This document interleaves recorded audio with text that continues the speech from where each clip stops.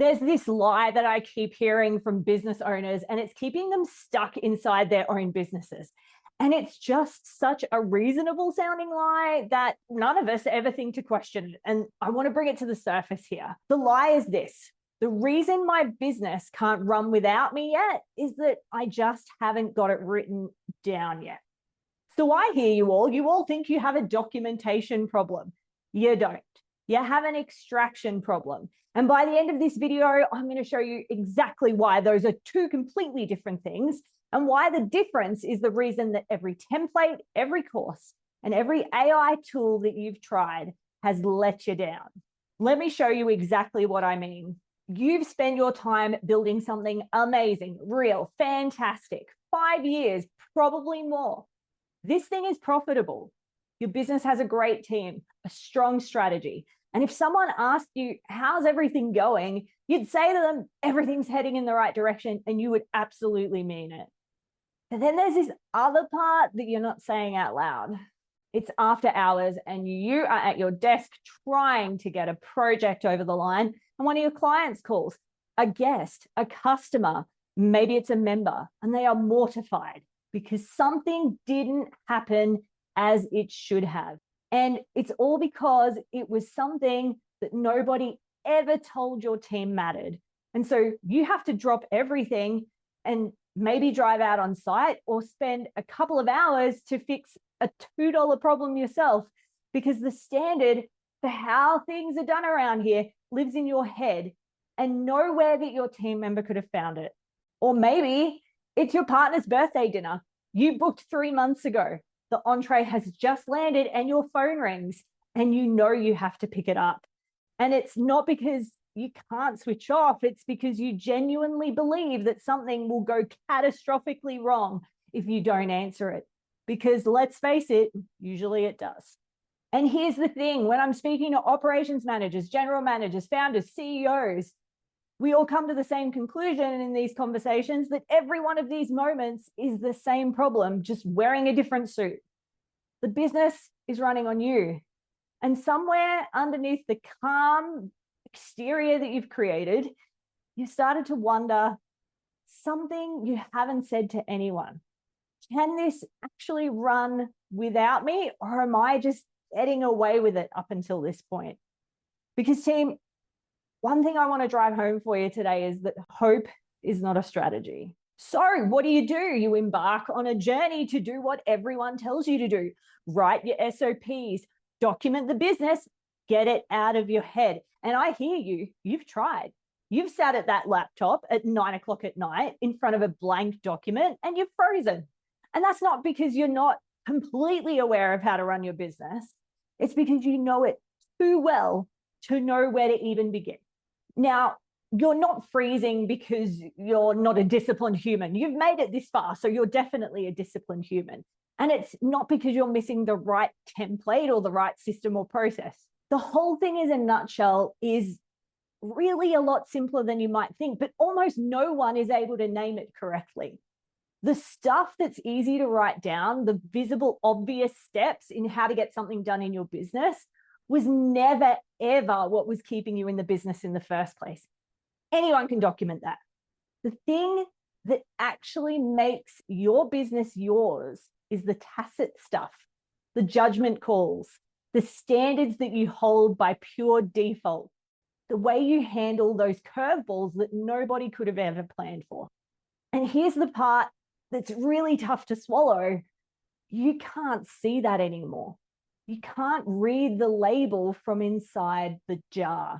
Your expertise is the exact thing that makes your own genius invisible to you. You built the thing, you built the business that you live and breathe inside every day.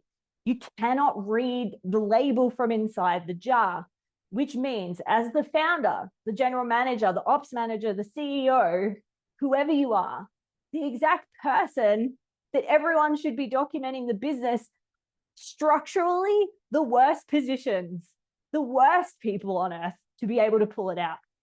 So here's the thing. It's not actually an issue with documentation.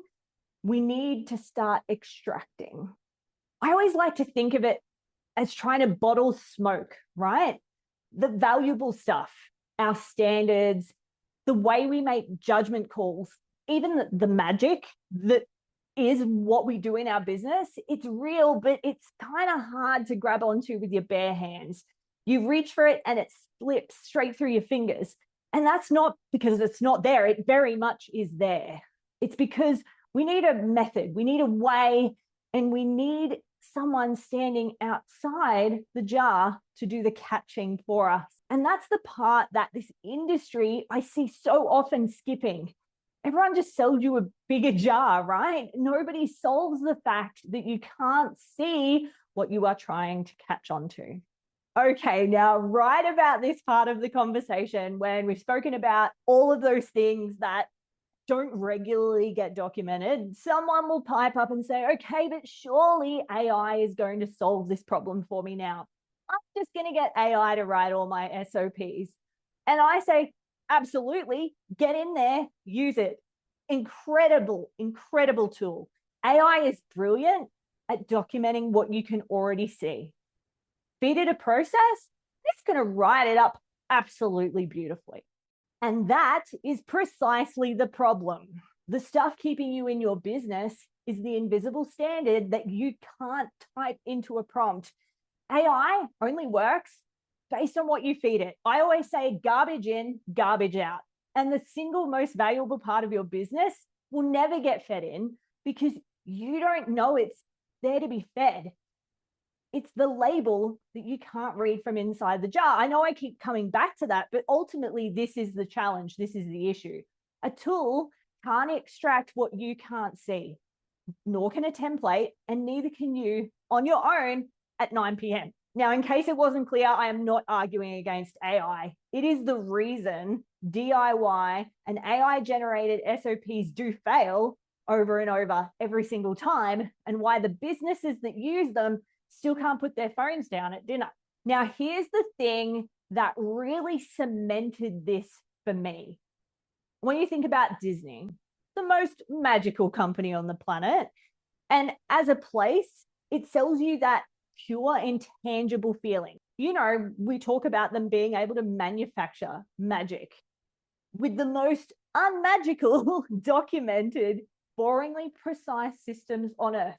That's how they get it done. That magic is manufactured. From custodial staff who are trained to draw Disney characters with their water guns, to cast members who know to kneel to a child's eye level when they're speaking to them. None of that is left to inspiration on the day. It's extracted, it's written down, it's taught, and it's repeated so that a 19-year-old on their first shift can deliver the same magic as a 30-year veteran. That's the whole secret. The magic doesn't disappear when you write it down. The magic is protected when you write it down. And as long as you capture the real thing, not a generic version of it, you're good. Your standards aren't too special to document. They're too special to leave trapped in one person's head where it dies the day they're not in the room. I know. Some of you are thinking, because I hear it all the time, I already solved this because I hired a great manager. And I believe you. I bet they're absolutely fantastic. But let me ask you an honest question at this point. Did they succeed because you built them something transferable?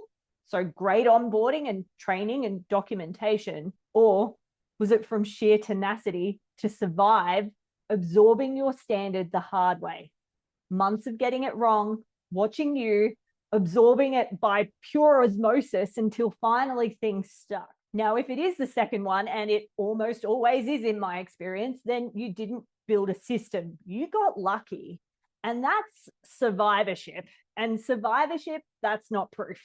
The proof is when someone who has never done the role can deliver it to your standard from the documentation, training, and onboarding alone. Now, that is a different thing entirely. And that is the thing that you're actually chasing.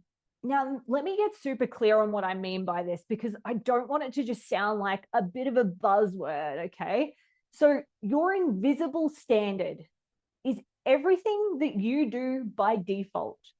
The processes, the judgment calls, the way you hold the standard, the bar, and the way you handle the thing that goes sideways that you've never written down because you can't even see it anymore. You're doing it from gut instinct. You're doing it just from memory. And the entire job, the whole game, what we're doing here is to make those things visible, to turn it into a process that anyone can follow, a standard that anyone can keep, a decision anyone can make without you, and a curveball anyone can handle without you. That's it. That is the work. It's not about building this binder that's, 17 meters long. It's not a perfect document. It's not about having the most stuff. The only metric that matters in the work that we do is, does it run to your standard when you're not in the room? That is all that matters. And when it does, here is what it actually looks like. The check-ins of people asking, just so I get this right, can you check this for me? They stop. The compliments from your clients, your guests, your customers, your members, they start to increase. You have a new team member join, and whether it's their first year in the industry or their 30th, they have a playbook that they can follow built to your standard, and they're able to deliver a seamless experience that you've never even heard of before. And the magic of it, it's just that they followed the process. The curveballs still happen, but it reaches you, if it reaches you at all, already worked into two options. You just approve or decline. And that customer that they had to escalate about, they just felt completely calm, like someone had their back, not the chaos that you used to experience. And then one day you get through a whole weekend or take a real holiday and you check your inbox braced for fires that need to be put out, and everything's handled. And later, if you're in a situation where you want to sell or franchise, someone values the business and the figure that you get quoted blows your mind, because the business isn't running on you anymore. It's running on the standard that you finally got out of your head. Now, that's the whole point. It's not a feeling. All you have is proof at this point. Now, here's what I want to leave you with today. If any of this landed, if you recognize that phone call during dinner, the blank document at 9 p.m., the question about whether this business can really run without you, then your next move is not to go and write more SOPs. You've probably tried that. The next move is to look at what you can't see, because that there is where the whole thing is stuck. Now, if you'd like a copy of my cheat sheet that shows you how to break down the first 3 failure points that I'd extract from your brain first, the ones that are costing you the most, that live only in your head right now, let me know by dropping the word standard below. It's the fastest way to get a feeling for what extraction actually does before you go and change a single system in your business.